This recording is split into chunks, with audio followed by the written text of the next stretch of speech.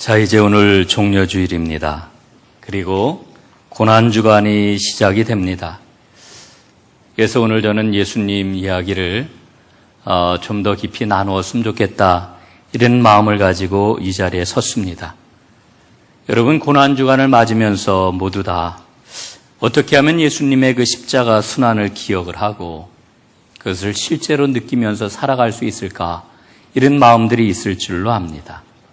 그런데 생각해 보면은 예수님이 누구이시기에 우리는 그분의 순환과 죽음을 이렇게 기억을 하는 걸까, 이런 생각을 해봅니다. 여러분, 세상에 유명한 사람들이 많이 있지만 세상에서 제일 유명한 분이 누굽니까? 바로 예수님입니다. 세상에 예수님 모르는 사람이 어디에 있어요? 예수님은 다 압니다. 그런데 예수님이 이렇게 유명한 것만큼 예수님에 대한 오해도 굉장히 크다고 생각을 합니다. 그래서 예수님을 바로 아는 게 너무너무 중요하다고 하는 생각을 갖게 되는데, 예수님을 바로 아는 단초가 바로 오늘 이 예루살렘 입성 종려주일, 예수님께서 이 예루살렘에 왜 들어오셨느냐라고 하는 것을 잘 아는 데서부터 시작된다고 생각을 합니다. 여러분, 예루살렘은 이스라엘의 중심입니다. 예수님의 생애를 이해하는 데 굉장히 중요한 단어 두 가지가 있어요. 하나는 주변부이고 하나는 중심부입니다. 그런데 이 말은 예수님의 생애뿐만 아니라 성경 전체의 메시지를 이해하는 데도 굉장히 중요한 개념입니다. 그래서 성경 이야기는 주변부에서 중심부로 이동하는 하나님의 이야기, 하나님의 거대한 드라마, 이렇게도 이야기를 할 수 있습니다. 여러분, 예수님은 철저하게 주변부 인물입니다. 예수님이 자라나신 곳이 어디입니까? 갈릴리 나사렛이지요. 그래서 예수님께서 이 복음 운동을 활발하게 펼치실 때 예루살렘 중심부에 살고 있던 지도자들이, 권세 있는 사람들이 예수님의 이야기를 듣고는 이렇게 말합니다. 갈릴리에서 어찌 선한 것이 날 수가 있겠느냐? 여러분, 이 말의 의미가 뭡니까? 갈릴리는 천대받는 사람들이 사는 곳이라고 하는 거지요. 사회적으로 별 볼 일 없는 사람들이 모여 사는 아주 그렇고 그런 동네라고 하는 이와 같은 의미가 그 안에 담겨 있습니다.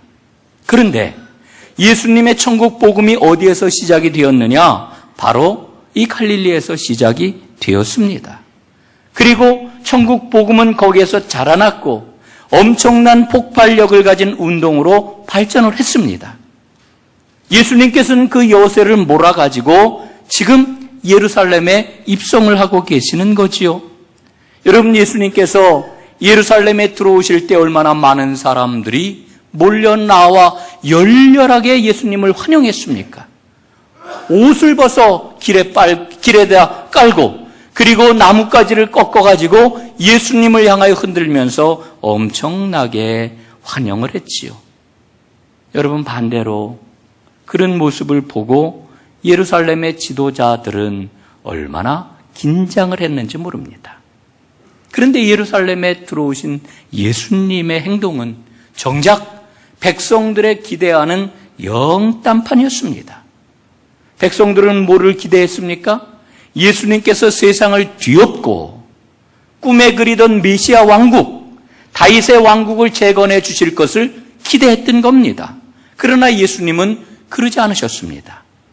오히려 맥없이 체포가 되었고 재판을 받으셨고 십자가에서 죽임을 당하고 말았습니다. 그런데 여러분, 예수님이 재판을 받으셨던 곳이 어디입니까? 예루살렘의 중심부입니다. 예루살렘의 중심 가운데서도 가장 중심이 되는 곳에서 예수님은 재판을 받으셨습니다.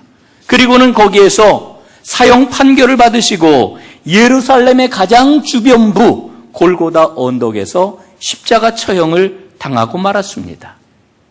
예수님은 중심부로 들어가셨지만 중심부에서 판결을 받고 중심부의 주변에서 처형 당하셨던 겁니다. 그런데 우리가 예수님의 십자가 처형을 보면서 주목을 해야 할 게 있습니다. 누가복음에 보니까 예수님과 함께 두 행악자가 처형을 받았다 이렇게 보도하고 있습니다. 이 행악자들은 누구입니까? 죄인들입니다. 세상에서 자기의 몫의 삶을 제대로 살지 못해가지고 완전히 밀려난 주변부 중에 주변부, 그 사람들이 바로 예수님과 함께 십자가에서 처형을 당한 사람들입니다. 여러분, 예수님이 과연 누구이신가요? 예수님은 죄인을 위해서 이 땅에 오신 분입니다. 그리고 죄인들과 함께 사신 분입니다. 죽는 순간에도 죄인들과 함께 죄인 가운데서 죽으신 분, 이게 바로 예수님이십니다. 우리는 그 예수님을 우리의 구세주, 나의 구세주라고 고백합니다. 우리는 그 예수님을 우리의 그리스도, 나의 그리스도라고 고백을 합니다. 요한복음은 십자가에 달려 죽으시는 이 예수님을 가리켜 세상 죄를 지고 가는 하나님의 어린 양이라고 말씀을 합니다. 여러분, 이 예수님을 진짜 만나셨나요? 이 예수님을 제대로 만나셨는가요? 여러분, 이 예수님을 제대로 만나는 살아있는 고난주간이 되기를 주님의 이름으로 축복합니다. 여러분, 우리가 이 예수님을 제대로 만나면 과연 어떤 일이 일어날까요?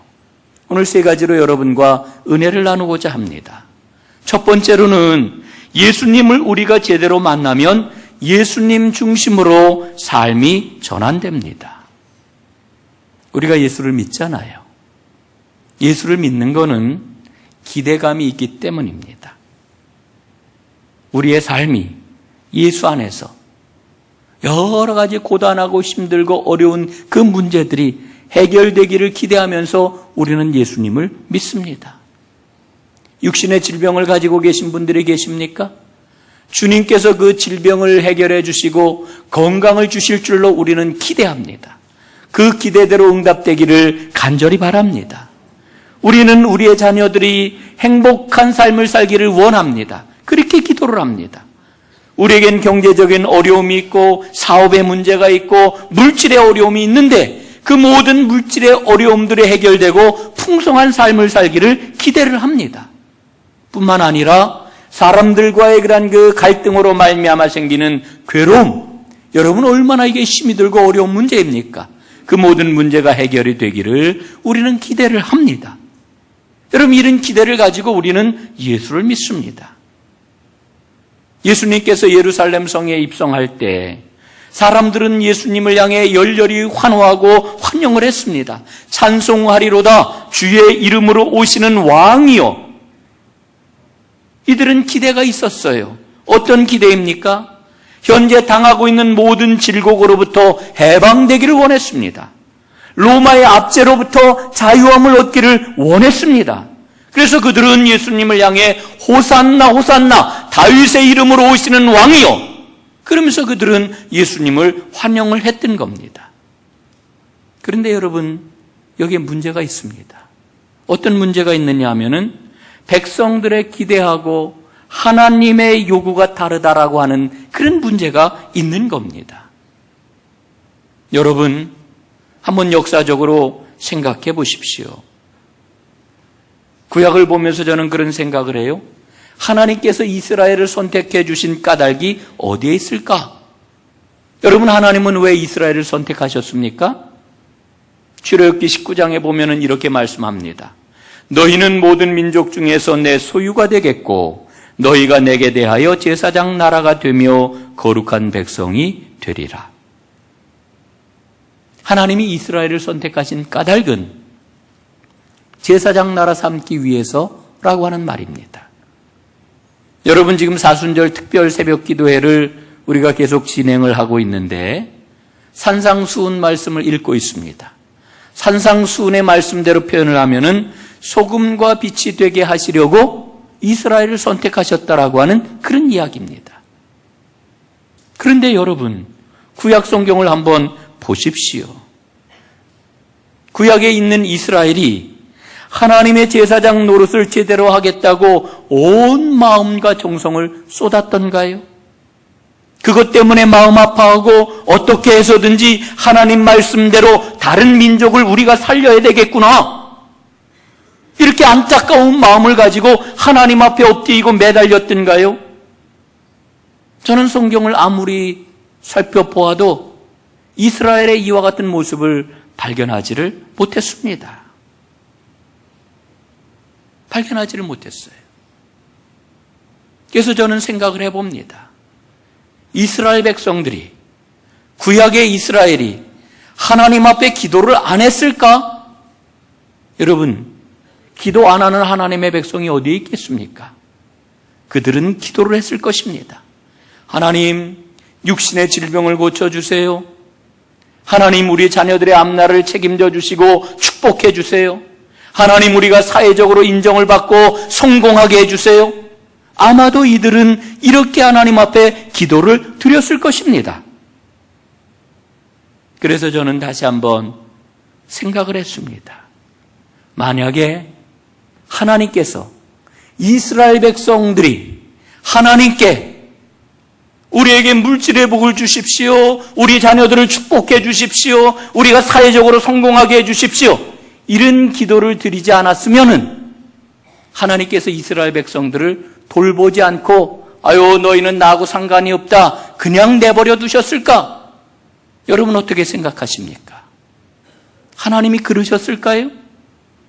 저는 그러지 않았을 것이라고 분명히 믿습니다. 하나님이 선택해 주신 백성인데 하나님이 얼마나 잘 돌보고 하나님이 얼마나 관심을 갖고 하나님이 그들의 삶을 보존해 주셨을까 생각을 합니다. 그래서 그 다음으로 또 생각을 해봤습니다. 그러면은 구약에 나와 있는 이스라엘은 왜 역사 속에서 멸망했던 걸까? 왜 역사 속에서 이스라엘은 실패를 했던 것일까? 그 이유가 과연 어디에 있었을까?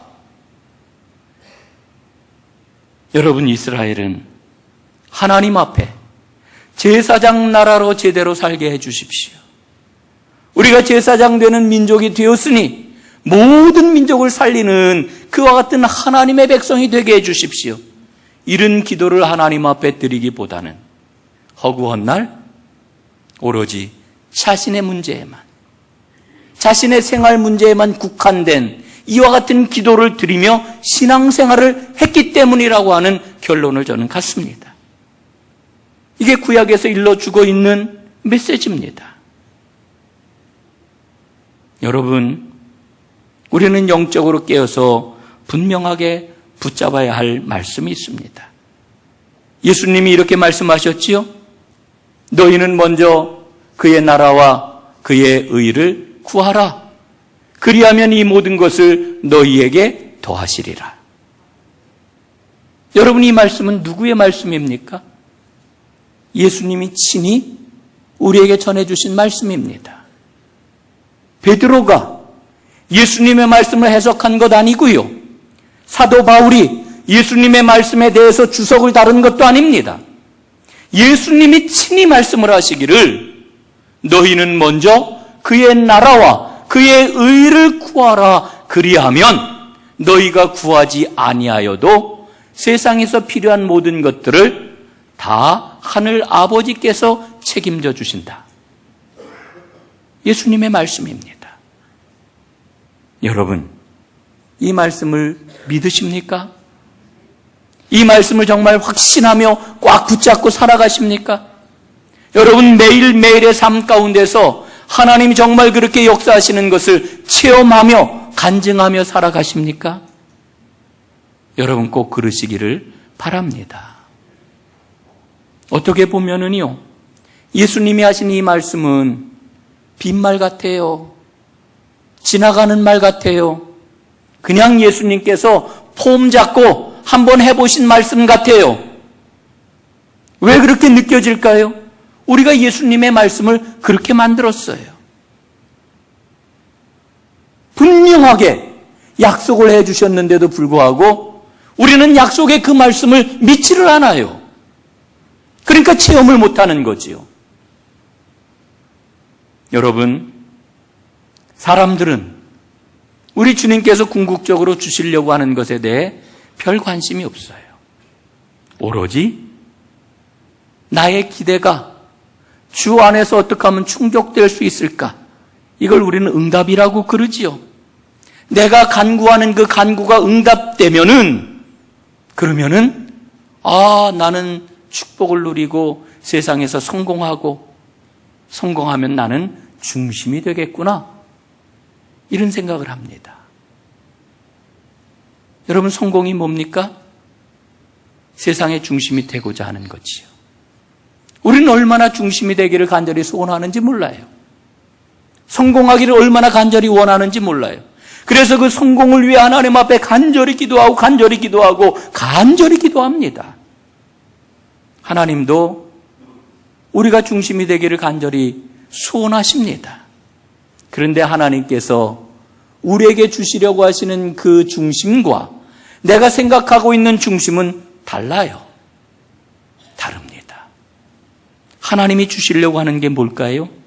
하나님이 생각하고 하나님이 주시려고 하는 중심은 하나님의 새로운 세상을 여는 주인공이 되는 것, 이게 바로 하나님이 생각하는 중심입니다. 하나님 나라, 하나님께서 보여주시려고 하는 하나님의 새로운 세상의 주인공이 되는 것, 하나님은 그걸 여러분들에게 주시기를 원하고 간절히 소원하고 계십니다.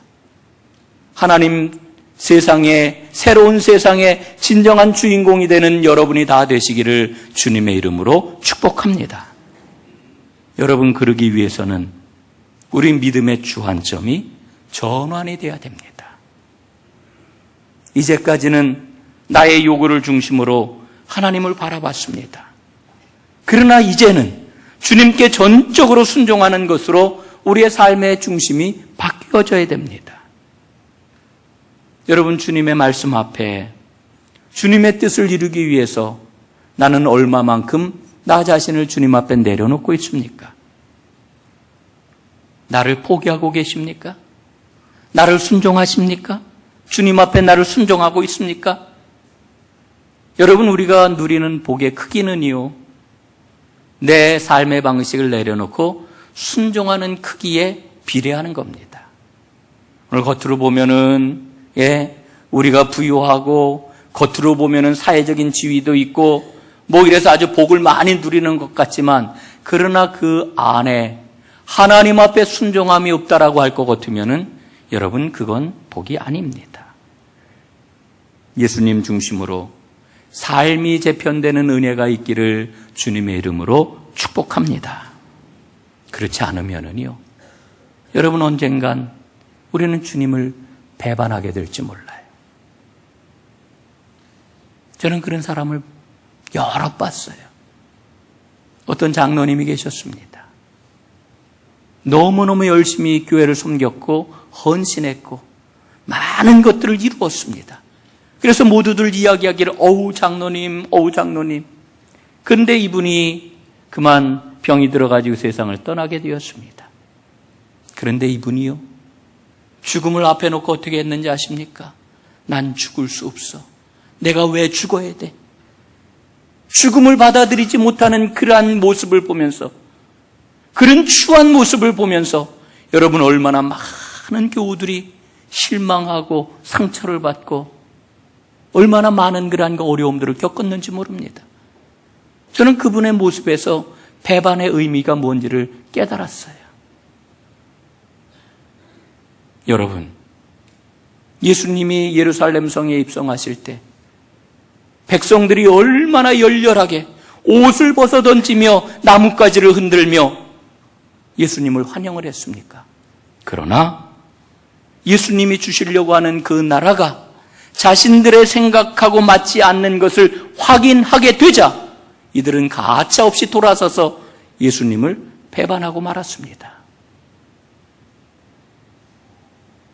여러분, 우리의 삶이 예수님 중심으로 전환하지 않으면 오늘 우리의 믿음은 과연 뭘까요?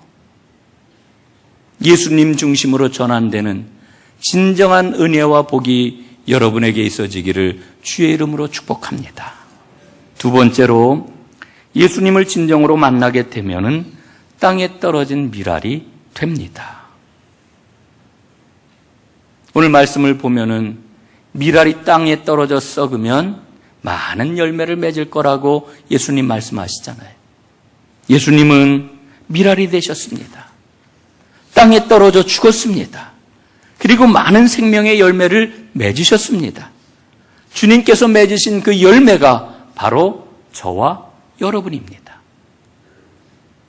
여러분, 우리가 진정으로 예수님을 만났다라고 하면은 우리도 떨어져 썩는 미랄이 되어야 될 겁니다. 기독교 신앙을 모든 사람들이 표현하기를 희생과 사랑이라고 이야기합니다. 그런데 이 말은 거칠애가 된 지 너무나 오래됐어요. 의례적인 말. 여러분 왜 그렇게 되었습니까? 우리는 죽기를 거부하거든요. 죽는 거 다 거부하거든요. 예? 우리의 자존심. 여러분 포기하십니까? 우리의 욕심. 여러분 내려놓으십니까? 안 내려놓거든요. 그래서 희생과 사랑, 그건 그냥 의례적인 그냥 좋은 말 이렇게 되고 말았어요. 여러분 오해하지 마세요. 우리가 노력을 하면은 희생할 수 있다. 우리가 애쓰면은 죽을 수 있다. 여러분 저는 이거 이야기하려고 그러는 거 아닙니다.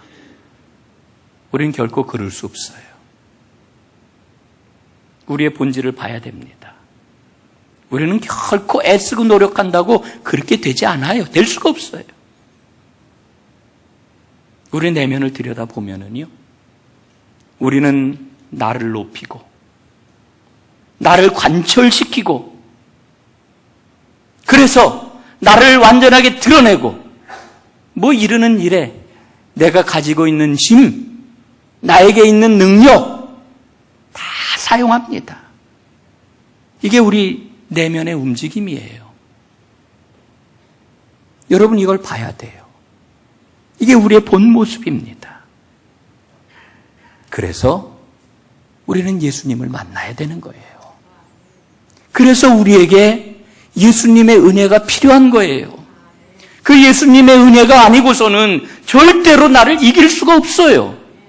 우리가 예수님의 은혜, 우리 주님께서 나에게 들어와 나의 왕이 되실 때에만 우리의 교만과 우리의 정욕이 제어가 되는 겁니다.